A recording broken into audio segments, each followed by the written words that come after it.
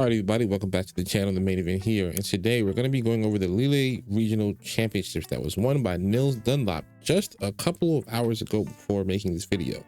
Before we get started, question of the day: is Corv the best steel type or just a good call? The reason that's the question of the day is because Nils won with the CORVIKNIGHT on his team, which we'll go over in just a second. I wonder why I'm on this side today and not on that side, because there's some stuff on this side of the screen that I want you guys to be able to see. However, I'm going to move myself real quick because I want to go over to Nils' team, and it's going to be on this side. So Nils' team was the Choice Scarf Indeedee, a White Earth Sneasler, Excadrill, Magmar, CORVIKNIGHT, and Tyranitar. So Choice Scarf Indeedee male specifically, so like no follow me or anything. It was Chip, Terra Blast, Expanding Force, and Protect, Terra Psychic, so just pretty much all for damage in terrain. Very common Indeedee male set. If you haven't seen it yet, it would be surprising because this is the kind of the one that people are running, either Scarf or Sash or like Specs, but mostly Scarf and Sash. The Sneasler in this instance is not a set of it's not a Psychic Seed set, because we'll see what the Psychic Seed is later, but it's not a Psychic Seed set. It's a White Up set, so if you get intimidated, you instantly get your Unburden. If you click Close Combat, you instantly get Unburden. A little bit riskier to play than the Sash set, where the Sash is elsewhere. But it's at the end of the day, it's Sneasler, it's Fake Out, Close Combat, Diagonal Coaching, which is a set that people are really enjoying because the fourth move slot is very flexible. It can be Throat Chop, it can be Protect, and it can be Coaching, which a lot of people are opting for. And it's Terra Flying because you don't have a Sash to get around like those ground moves, which will always destroy you. So you have to get off the ground. Excadrill, Sand Rush, very standard Excadrill set. Earthquake, Iron Head. Instead of like Rock Slide, he went with Swords Dance. He went with Terra Ground for the boosted Earthquakes. Focus Sash so it can take a hit. And Protect. Sand Rush ability doubles the speed. We all know what Excadrill does. The Magmar actually is a little bit different than we're normally used to seeing, because Magmars are mostly Follow Me, Overheat, Protect, and then something like Taunt maybe, or Will-O-Wisp or something like that. In this sense, instead of Overheat with Heat Wave for more consistent damage into both targets, Follow Me, the standard move, Helping Hand to help boost the damage of his teammates, and then Protect. And then it was also Terra Flying. So like there are times where, you know, if you have the Excadrill on the field, you can fly to get out of the way of your own Earthquakes. Same as the Sneasler here. And it's also get out of the way of opposing ground type moves, right? Because they use a lot of ground coverage in the format right now. The CORVIKNIGHT, which is kind of the star of the show in a sense, that is the Pokemon with the Psychic Seed. So Psychic Seed will proc with the Indeedee to give it a special defense boost, and then Bulk Up gives it a defense boost as well. So now this thing becomes much harder to kill. Roost also lets it get its HP back. And then it has this move here called Power Trip, move that probably a lot of people haven't heard of. Basically, think of like Stored Power, but it's a physical dark type move. So you get up like a plus 20 base power for every stage of increased setup that you have, I want to say. So with the Psychic Seed, you instantly get one stage. With a couple of bulk ups, you get a couple more stages, and the move actually becomes very strong. And you're probably wondering why Power Trip over something like Body Press. I think in this instance, he has like enough. He doesn't have like fighting coverage, but fighting coverage is mostly to hit like rock and steel types, and you have like Earthquake on here, you have Close Combat, so you kind of have those bases covered in a sense. But like this also hits something like a Goldango, for example.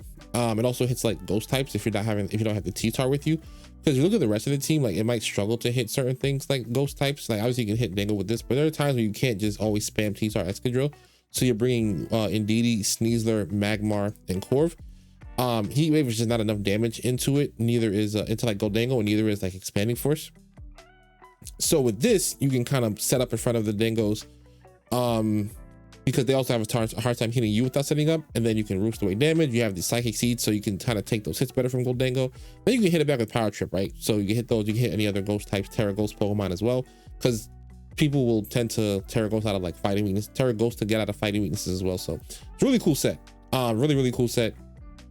T-Tar pretty standard. Rock Slide, knockoff, low kick, Terra Blast, flying, get off the ground, click your big move. AV doesn't die to anything pretty much. But yeah, so that's a team, really cool team. I do envision this team picking up a little bit in usage. Like overall, it's a fairly new team to the format, but it's one obviously just won a tournament, right? So every time a team wins a tournament, everyone's gonna at least try it just to see if it fits their play style. And I think it will fit a lot of people, because like Sand Excadrill is very standard, a lot of people can play. And like Sneasler or something everybody's already playing as it is. People love to have like psychic terrain in the field. Redirection is already very common, and then the CORVIKNIGHT I feel like you can figure Corviknight out, right? Just be careful, weave in your roost, weave in your bulk ups, make sure it's protected by its teammate, and you'll probably do fine. So let's go to the usages stats now. So as you can see, the tournament was 638 teams, and Sneasler once again dominated the usage. This time it wasn't even like close, right? 45% for Sneasler. The next highest thing is 13% down, which is Gambit. And there it's like a bit of a close pool between Gambit, Rillaboom, and Goldango. I want to see how Rillaboom did in the next ones when I change the screens into the day 2 and then top cut and then top 8. Amoonguss and Sin rounding out the top 6 with about 25 and 26% usage respectively. Our Chaladon is still doing well. Primarina, even though it did terrible at the last event, still had the eighth highest usage in this tournament, which is a bit surprising. But when you look at the team compositions over here on the right side of the screen, you see that balance team is still the highest used composition of 6, which includes the Primarina, so it's kind of getting carried in a sense by the rest of the team, in my opinion. And then you look at the Electabuzz version, which is like also one of the top 5 comps. So again, it kind of, I guess the Primarina is making it because of that specifically. Even though out of those balanced mons, it has the 3rd highest usage, right? No, not 3rd, because the balance core is Sneasler, King Gambit, Rillaboom, and then so it's the 4th. Oh, so yeah, it's the 4th highest out of the 6, which is interesting. I guess Electabuzz and Electabuzz and Magmar are splitting usage in a sense, so that's kind of an unfair comparison. But it's still higher than Dragapult, which is actually a bit interesting. Dragapult has trending down a little bit. People are finding usage from other dragon types like Garchomp and Dragonite, right? And Ninetales is also very difficult for Dragapult as well. Chaladon still high up there. Overall, Rain, Pelipper, Mouseape are still up there. Obviously they're not 1-to-1, so there are more apes than Mousehold, so a lot of people are running the solo ape stuff. So maybe Final Gambit, let's actually click it and see, because it'll show us. 90% of them are running Rage Fist, which means the ones that are not running Rage Fist are probably running Final Gambit, right? Yeah, so 90, 13, obviously that's not a perfect 100, but close enough. Some of them, because some of the Gambit ones are still running Rage Fist. So yeah, so they're either the standard bulk up Rage Fist sets or they're the Final Gambit Choice Scarf sets, right? Because Choice Scarf is the 3rd most used item for it. I love Live Mouse's information so much. Let's close that. Rain, the Ninetales, high usage, because if you go back up, one of the team comps that's actually picking up finally a little bit, if I can find it, here it goes. The team that made finals against Nils Dunlop was the Ninetales, Dragonite, Garchomp, Amoonguss, and Sin Gambit team that I've talked about, that Paul Truitt got 2nd with, that Agati got 1st with, and now Victor Medina has gotten 2nd with. So the team is really good. I think people are afraid of this, to picking this team up though.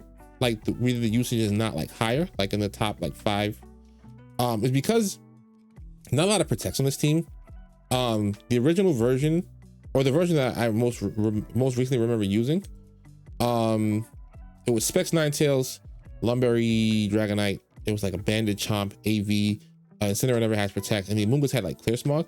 I actually find a version of that team. We go back to teams. I just look at Victor Medina's team list. So Victor had Clear Smog. He had Protect on the D-Knight, no Protect, no Protect. He did have Specs. He did have Protect on the Chomp. He went with a Life Orb instead.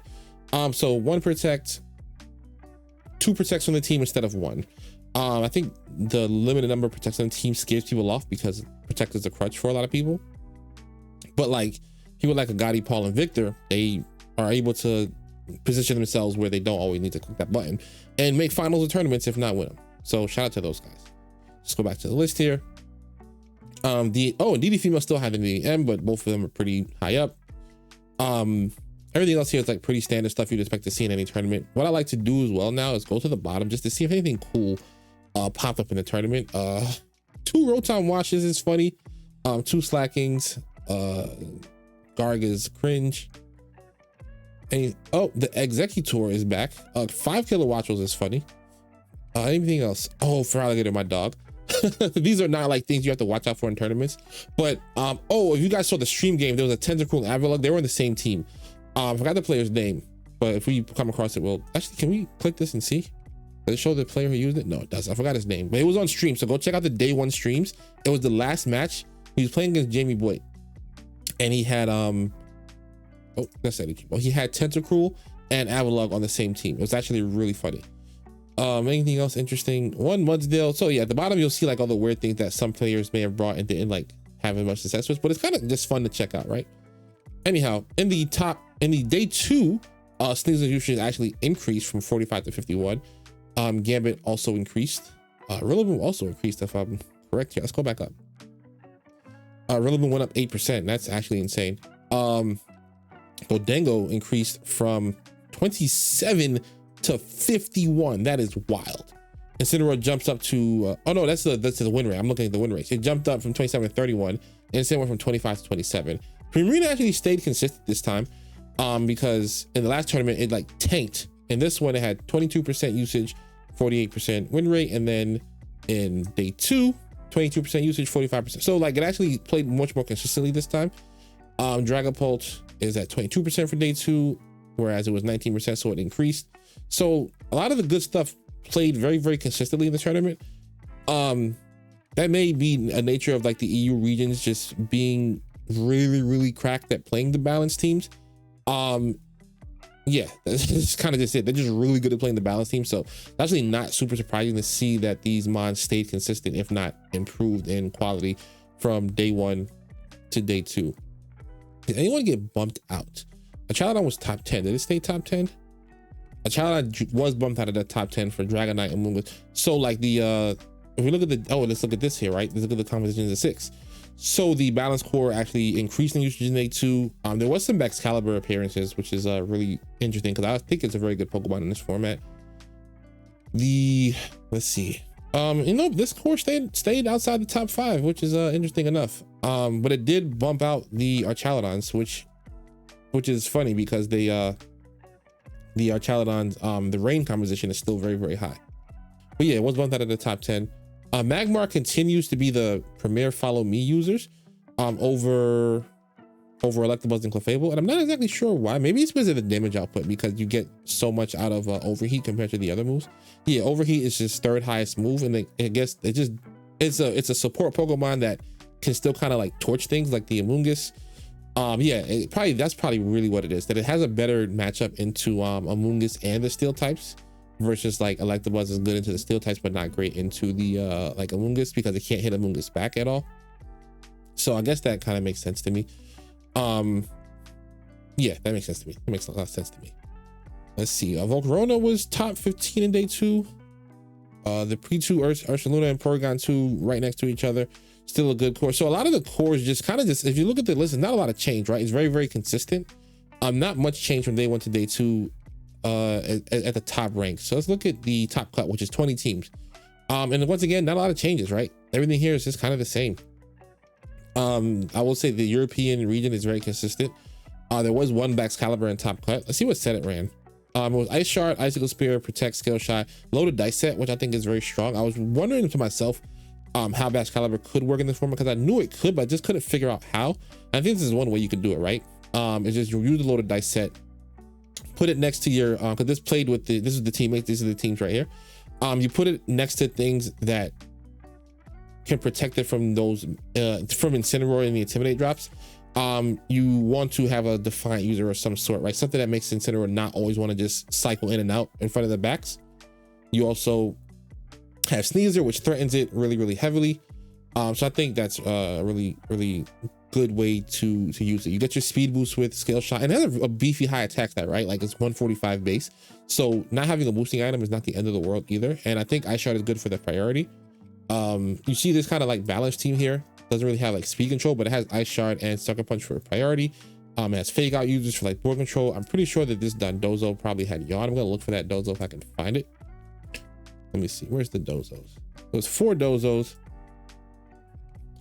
See, there's 2 Yawn Dozos. I'd be willing to bet that one of them had that one of them was the teammate of that Excalibur to help create more like field control with the Fake Outs, priority, and putting stuff to sleep.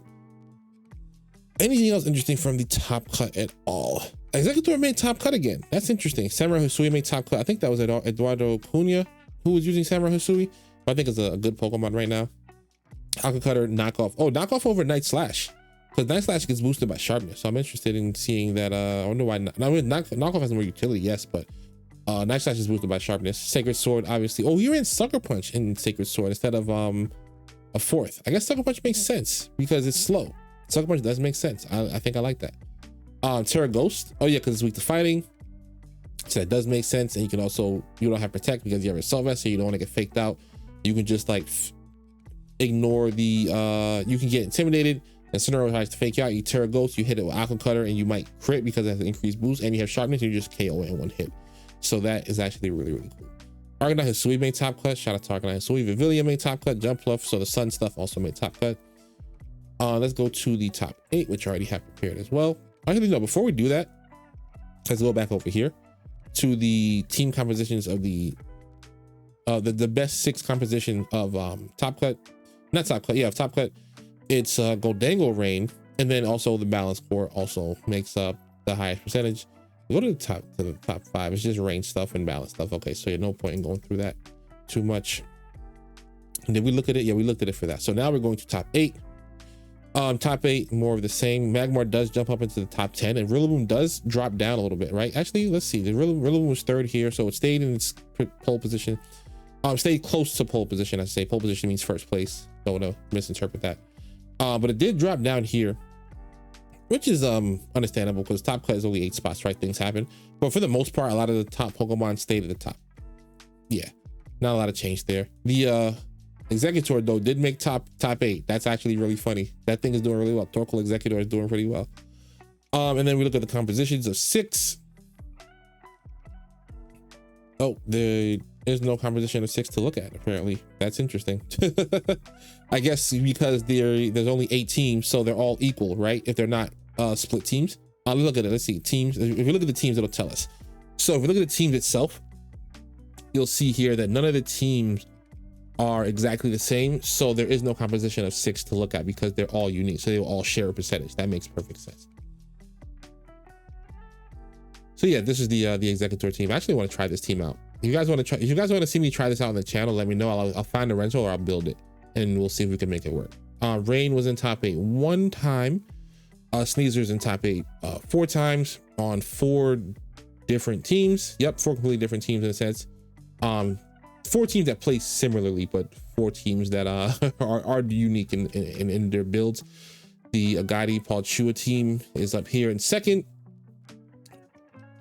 Yeah, so nothing too unique outside of the Mark Cutter Executive team. And now you can't even call that unique because it did well at the last regional event as well. So yeah, if you want to check out this site, don't forget Lab Mouse. You can even see like the top usage items in Top Cut, the top Terra types that were used on this right side over here. If you go back to the first one, it'll show like the most used items in the entire tournament. Focus at to 75%. Terra Ghost, the most popular Terra right now. It's just a great resource that I suggest everyone use, especially if you're preparing for a tournament, or if you just want to like learn more about VGC. Check out Lab Mouse, check out Victory Road when they update their data. Check out Top Cut Explorer, check out everywhere. But yeah, otherwise, that was the Lily Regionals. Don't forget question of the day: is Corv the best steel type, or was it just a good meta call? Otherwise, thank you guys for being here. Click like for your boy, subscribe if you're new, and I'll see you guys in the next video. Peace.